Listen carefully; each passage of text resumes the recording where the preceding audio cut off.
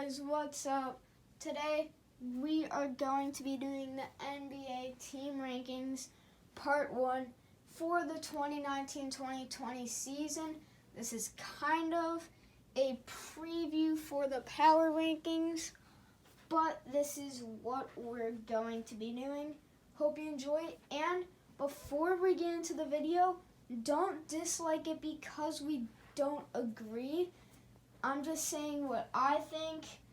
I'm not saying what you guys should think. I'm just telling you guys what my opinion is. Maybe you guys change it to that. I don't know. But this isn't your opinion. This is only my opinion. Don't dislike the video because you don't agree with me on something. But let's just get right into it.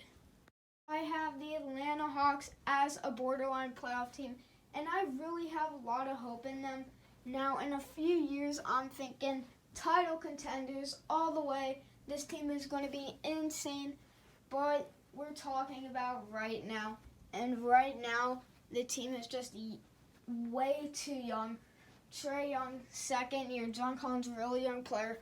Hunter Collins and Hunter and Reddish, it's both their first years. Herder, it's his second year. They're just really young now. In a few years, this team is going to be insane. But we're talking about now. The team has not really any issues, but they're just too young. That's the only issue that they do have. So they're a borderline playoff team, though I do think they will make the playoffs as a 7 or 8 seed. I'm putting the Boston Celtics as title contenders. I believe that they will be competing for the title in the East without Kawhi Leonard and the Raptors really being a real threat. Now you only have the 76ers, the Bucks really to contend with you. And I know you lost Kyrie Irving, Al Horford, but you did pick up Kemba Walker right to replace Kyrie Irving. They're about on that same level. And Enes Kanter to replace, of course, Al Horford. While it isn't the best upgrades, you do have Jason Tatum, Jaylen Brown, hopefully taking a step up because their chemistry with Kyrie Irving was terrible, but I believe they will be elevating another step up. All those young players on that team. Maybe Tatum could even be an all-star this year, but I believe that this is the year that they take a step up. I believe that Hayward will have a way bigger role on this team. Maybe he could even start being the player that he used to be before that terrible injury. But I think that the Celtics, they're going to have a lot of growth through this year and that they will be title contenders. Now I have the Brooklyn Nets as a solid playoff team. Now next year, yes, definitely title contenders. But you have to remember, Kevin Durant, he's probably going to be out the entire year, not even the playoffs, not even the finals if they make it. So you basically have Kyrie just leading the way, and the loss of D'Lo is huge. Even though this team did do good, I don't believe that it can make it past the second round. I don't believe that this team will be competing for a title. That's simply it. Truly, I do believe they could be higher than just a solid playoff team. But this just comes down to it. Do you think the Brooklyn Nets are going to be competing for a title next season? A really high chance at getting it, one of the highest chances competing for the title, really. My answer is no. That's just simply why I think the Brooklyn Nets aren't going to get it. I just can't see them really contending this season for the title. In our worst of the worst, we have the Charlotte Hornets. And it's kind of expected. They have a ton of young players that just really haven't showed the potential that we thought that they were going to show. Players like Malik Monk, Miles Bridges. Now, of course, they still have a lot of time, but I just don't think they'll get there because last year they didn't really show that potential. We thought that they were going to show, and we have some of the worst contracts in the entire NBA. And Dwayne Bacon, Nicholas Batum, Terry Rozier. And Terry Rozier is their best player. They shot a ton of really unexperienced, not really unexperienced, but like they haven't showed what the Hornets think that they're going to put up. pretend the Hornets think they're going to get 20. They haven't showed that yet. And ton of players what the Hornets have. And Terry Rozier's their best player, who, he's okay, good, solid backup. Maybe fifth option, fourth or fifth option on a championship-winning team if your team is full of stars. But they have no supporting cast around him, and I won't even talk about Terry Rozier as the star player. And he had a good run in the 2017-2018 playoffs, but again, that's such a small sample size that we really can't think he's going to be a star yet. Now, the next team that we're going to be talking about is the Chicago Bulls. Now, they are also a kind of like playoff contender team. Now, I think they're higher than the Atlanta Hawks, as in closer to a solid playoff team. But I think that they're also like the Atlanta Hawks, as in they're really young. Kobe White, he is a rookie. And, of course, Zach LaVine's still really young. Otto Porter, still pretty young. Lauri Markkanen, young. Wendell Carter, young. They're just really young. Now, their team is really good, but I don't think that they have the experience to really make the playoffs, really put up a fight if they make the playoffs. Now, I do think they will make it also as a 7 or 8 seed, but I don't think that they are an easy playoff team that's definitely going to make the playoffs. I think that they could maybe not be that playoff team. Maybe a borderline team. Now, in the worst of the worst, we also have the Cleveland Cavaliers. I don't think that they're going to get really any better. Now, Kevin Love is supposed to be coming back if they don't, of course, trade him. But I think he's just out of his prime now. It's not that same Kevin Love, and I don't think that he'll put up as much of a fight. I think he might be the best player on the team, but I don't know. And then their team is also really young surrounding that. They released J.R. Smith, so he's not on their team anymore. Channing Frye, of course, retired. So basically now you have Colin Sexton and Darius Garland. Pretty much those two players are the really only one that I'm hoping for the future.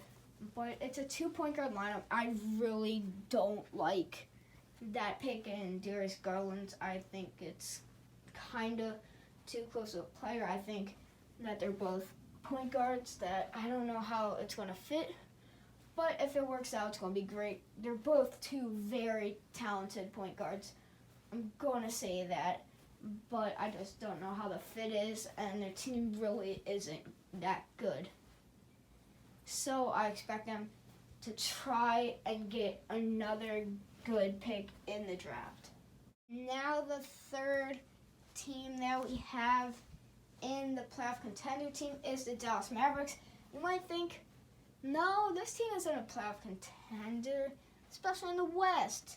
They're more like the not good enough to be in the playoffs, but definitely not terrible section. But they aren't really. I mean, you have Luka Doncic and Kristaps Porzingis, two amazing players. I can't wait to see how they fit. Now, Kristaps might, of course, not coming back as great as he is, but he still have Luka Doncic. It's going to be his second year. They got some good pickups. Boban, Seth Curry, those type players that are really under the radar pickups that are going to be really solid and underrated. And I believe that this team could definitely compete for a playoff spot, even in the West. So I believe that they will be contending for the 8th spot. Doncic will be leading the way. Hopefully Porzingis really shows that potential that he did, and comes back from his injury good, like reports have been saying. Because if that doesn't happen, I don't know if they'll be that good. But even if they aren't, they still have Luka Doncic. They still have an amazing future. And I think that they are borderline playoff team. Not solid playoff team, not going to make the playoffs, but not terrible team. No, I think they will be competing for a playoff spot next season. Now, the next team that we're going to be talking about is the Denver Nuggets, and I believe that they will be title contenders. Now, I might get this wrong, but I think they were the second seed last year. Jokic is only going to get better. Jamal Murray's only going to get better. Gary Harris, Will Barton, name them off. Michael Porter Jr. is going to come in, and he's going to be insane. I really don't think he's going to be a bust. I think he's going to be such a steal. Maybe not as good as Kawhi and Giannis at 15, but he's definitely going to be an insane player. I have a ton of hope for him, and I believe that he's going to come back even better than ever. Maybe even a Rookie of the Year finalist. I don't know, but I believe Porter Jr., he's going to come back insane. Millsap, he's still really good, and they're basically running it back. Their team is so good. They're only going to get better because they're one of the youngest teams in NBA playoff history last year. And you also got Bol Bol, who I believe is going to be such a steal. I don't know how he dropped that far, but he's a 7'3" center that can shoot the three ball. I don't see why you wouldn't want that. Their team's only going to get better because they're so young, and I can't wait to see it. Now the fourth borderline playoff team is in the Eastern Conference again, and that is the Detroit Pistons. Now, I don't think they'll make the playoffs, but they're Blake Griffin and Andre Drummond, and there's nothing really more I need to say about it. The rest of the team isn't good at all, but Derrick Rose is going to make a big contribution, but I believe that he could step it up, maybe even be one of the solid starters. And I believe in the East, there's really nothing more to say than if you have Blake Griffin and Andre Drummond, you're going to be a playoff contender. The conference is so weak compared to the West, and Blake Griffin and Andre Drummond are so good players. Great duo, and I believe that in the East, if you have those two players, you will be at least playoff contenders. Now, the last team I will be talking about is the Golden State Warriors, at least for this video, and I believe that they're a solid playoff team. I'm sorry if you're hating me, but I don't think that their dynasty is completely over. I still think that they're going to make the playoffs easily. I mean, you have Steph Curry, D'Angelo Russell, Draymond Green, Willie Cauley-Stein, Kevon Looney. Now their perimeter defense is going to be terrible with D'Lo and Curry. But I think that this team is definitely good enough to make the playoffs. And if they make the playoffs, hey, all I'm saying is Klay Thompson could come back and then maybe title contenders. I'm just saying. But I do think that they will be about a 6-7 seed in the West, but I think it will be kind of guaranteed that they're going to make the playoffs. And Curry's going to go off. That's all I'm saying. But guys, thanks for watching. Please subscribe to the channel and like the video. And again, don't dislike the video because I didn't say something that you guys wanted me to. We didn't agree. To my opinion, it's not yours. And yeah, just don't dislike the video because of that. And drop a like. And subscribe and turn on post notifications, okay? You better do that. But again, thanks for watching and peace.